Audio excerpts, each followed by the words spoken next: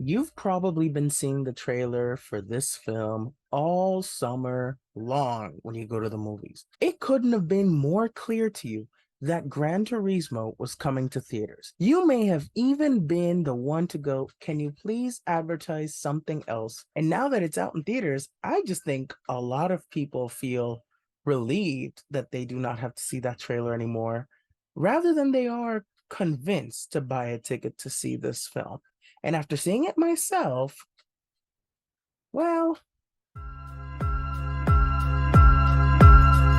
hello everyone, and welcome back to For the Agenda. If you're new here, welcome. My name is Huang, and on this channel, I essentially watch mainstream content and let you know if it's worth your time, because your time is valuable, and no one should tell you otherwise. So if you haven't guessed by the intro, if you haven't guessed by the title, the thumbnail, yes, today I'm talking about Gran Turismo, which I got to see ahead of time in an IMAX screening, and I am so grateful for the invitation. So, this movie comes from the director Neil Blomkamp, who has directed sci-fi dystopian style films District 9, Elysium, Chappie, and Gran Turismo is based on a true story, which is low-key in parts told out of order according to some of the reviews I've checked out, and they're kind of right. So it's based on the true story of a team of underdogs, a struggling working class gamer, a failed former race car driver, and an idealistic motorsport exec who risk it all to take on the most elite sport in the world. So they do create this Gran Turismo Academy, and apparently this was a real thing, which is interesting. But let's talk about this film. Again, I got to see this film in IMAX. I always feel if you're going to see a film in IMAX, the films that go to IMAX should be at their best quality. And of course, when you get invited to see it in IMAX, there's a lot of confidence. There's a lot of faith in this film. It's a big movie feel.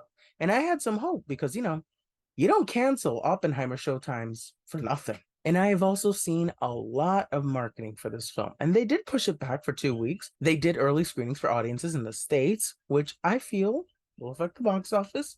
Hear me out. Example number one, Dungeons and Dragons Honor Among Thieves, which came out in March, had a similar release strategy in terms of having the early screenings way ahead of time before the movie actually came out, was hailed as a great film, and in that case it was, but people really didn't show up to the box office. Not as much as they needed to get that sequel a lot of people want. Well, yes. Just saying. And a lot of people were saying Gran Turismo was such an amazing film, praising it to the point where I stopped and I quoted Taylor Swift and I said, I think I've seen this film before. And I didn't like the ending. And I wanted to be on that hype train. I did. But I got out of the film and I was like, where's this fun film masterpiece that everyone else is claiming was here? Because it works, kind of, but it doesn't do enough besides the general underdog story that we've seen before. When the emotional beats are going to hit, and to be honest, they didn't hit me. They do hit, but they didn't hit me enough. Well, she tried. At least, she. They were there when you knew they were going to show up. And before you say, oh, it's because they didn't convince you. No, no, no. The actors here are really good. It's not their fault. I genuinely believe it's a script issue. So let's start with where I stand with this film. Okay, first off, there's a lot of product placement. If you don't get that it's made by PlayStation, what else can we expect? I mean, it is product placement galore. Everywhere you see Sony, PlayStation, and a lot of other brands show up. And in a way, for a racing movie, it makes sense. But I genuinely think this film would have worked better as a period piece because the guy did not have a PS5 at that time. And a lot of the technology was obviously quite modern in this film. So it kind of took me out because the timeline didn't always add up. It's saying based on a true story. And I'm thinking, well, we're either seeing the true story at hand, or we're seeing a modern version of what it could have been, which would have been interesting given some of the subjects it discusses. From a fictional standpoint, had this story been purposely set in 2023, I'd be like, okay, I'll bite. Let's see. But knowing that our main character is a real person, that these are all similar events that happened to this person, that made me wonder why they didn't just commit all the way for the story. However, let's give it some pros. I think the soundtrack was pretty great, not gonna lie. I thought there were a lot of good songs in there that kept the energy moving, that it was like, all right, I thank you for this song because or else I felt like it was getting quite slow. And one of the most surprising parts of this film was Jerry Halliwell Horner. You know her as Ginger Spice of the Spice Girls. She was actually really good. When she arrived, I was like,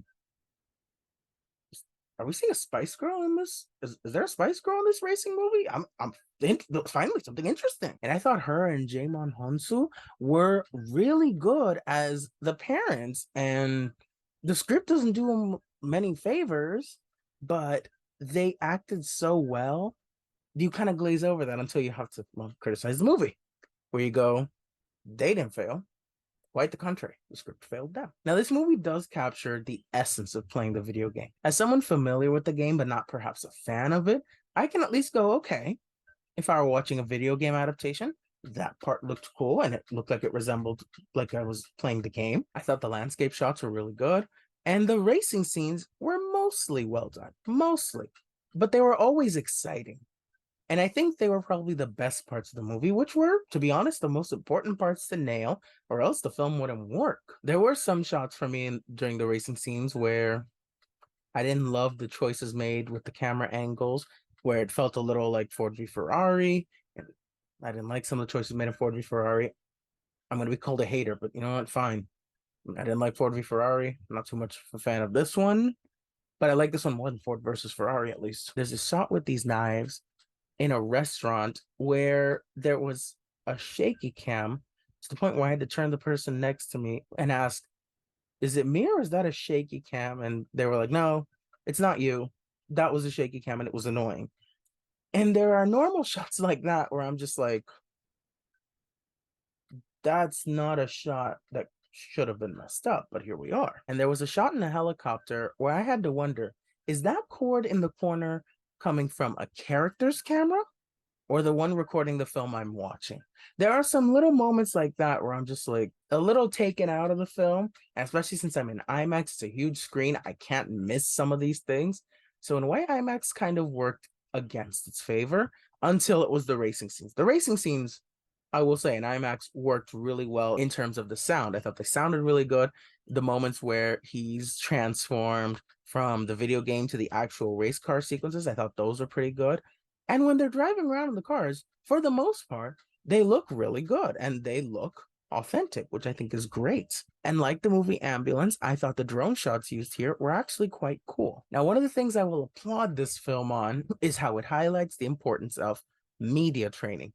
If you are ever going to consider getting into the entertainment or sports industry, be it through film criticism, acting, singing, athlete, etc., you should always get media training. How you answer people in person, be it in interviews, messages, or responses on social media platforms, all of those are extremely important. And when the film highlights that, I'm thinking, yes, this is very important for people to know going forward. I think it showed it very well through our main character. And I really appreciated that the film took the time to say, hey, you want to get into this business?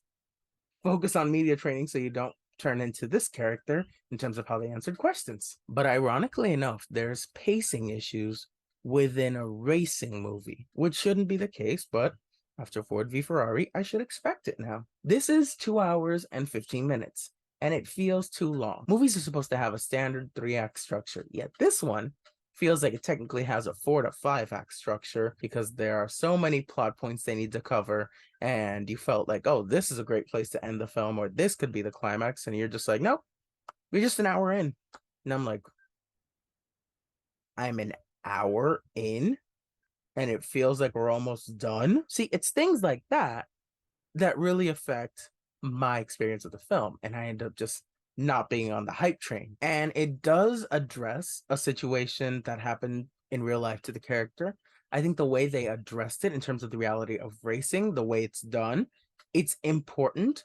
It does throw the story off balance in terms of a 3-act structure. However, I appreciate that the main person this film is inspired off of wanted to include this in the story because it is something important to note that in a dangerous field like this, accidents can happen, and it's not to portray that person who's taking responsibility in a good light, but it's to show the realities that this could happen. It could happen in an instance when no one expects it to happen. And the way the film addresses it, I felt balances it well because it's not insensitive, but it does shine a light on people knowing, like, hey, in a dangerous sport like racing, this could happen. And it's unfortunate, but we don't know what could happen within the mechanics of the car itself or whatever happens on the track. I thought our star Archie Madekwe, who plays Jan Martinborough, I thought he does a really good job in this role. He has an interesting list of titles on his resume too. He was in Midsommar, Beau's Afraid, and is going to be in the upcoming Emerald Fennell film Saltburn with Barry Keoghan, which I'm really excited to see. And I think when it comes to Gran Turismo, he does elevate the script's material quite well. The scripted version of his character could essentially seem one-dimensional, and you're going to root for the guy because, that's what you're there to do. But his acting is quite good to the point where you're interested to see what happens to him in the film. And I really do think that's because of him and his likability. You do like his character because of the acting. Now, David Harbour, I've heard a lot of great things about this movie, mainly David Harbour. And I will say he does a really good job as well. He's very talented and he knows how to make a role work in his favor. For example, I did not like the Hellboy film he was in, but the one thing where I gave the film a compliment for was he was the best part of that film. And you can tell when he gets a script he wants, he will do whatever it takes to make sure the audience enjoys his role in the film and that he does everything he can to connect with the audience. And he really does connect with the audience through his character. When he's giving Jan those important moments of what he should do to move forward, that it was an accident, he tries to really talk to him about the realities of racing.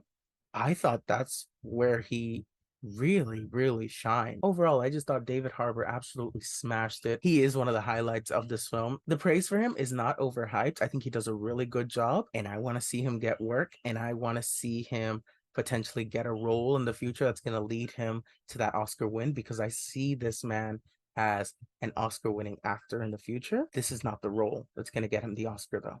I know I've seen a couple of people try to make that a possibility, a trend, but I don't see Gran Turismo in the Oscar race. But the best shot would probably be David Harbour. I just don't see it for this award season. And Orlando Bloom, I thought he was good. I thought he was fine. He does a good job acting wise, but his character doesn't have that much to do. The script really does play him as an exec, and he only interferes in this case when it's going to affect him moving forward. And I really wish the script would have given him a little bit more to do. Even if it's a scene with our main character, Jan, where he's talking to him and he really is looking out for his best interests and trying to see what he can do. I really wish the script would have given him a moment like that, just so Orlando Bloom could have capitalized off that, because I know he could have.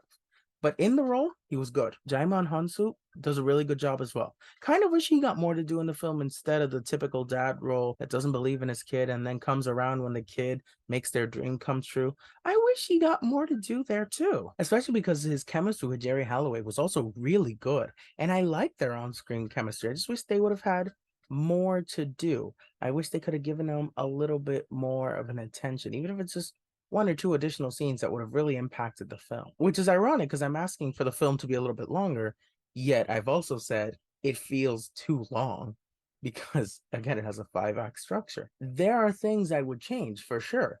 I also feel when it comes to the Gran Turismo Academy and the people that are selected for this academy, we kind of get to know them. We kind of want to see more of them. The same way we're introduced to the students who have joined Kingsman in the first film. And to start wrapping up this review, listen, I believe that this is the new dad movie of the season until they see Equalizer 3, and then that's just a very bloody dad movie. But this film is going to sit well with people who like racing movies and don't mind them being too long. I think fans of the video game may be able to enjoy this. This can be a crowd-pleasing underdog story if you enjoy this kind of story over and over again. Again, for me, it felt a little too much like Ford v Ferrari, which I also had similar problems with in the sense that it ran too long and I wasn't on the hype train.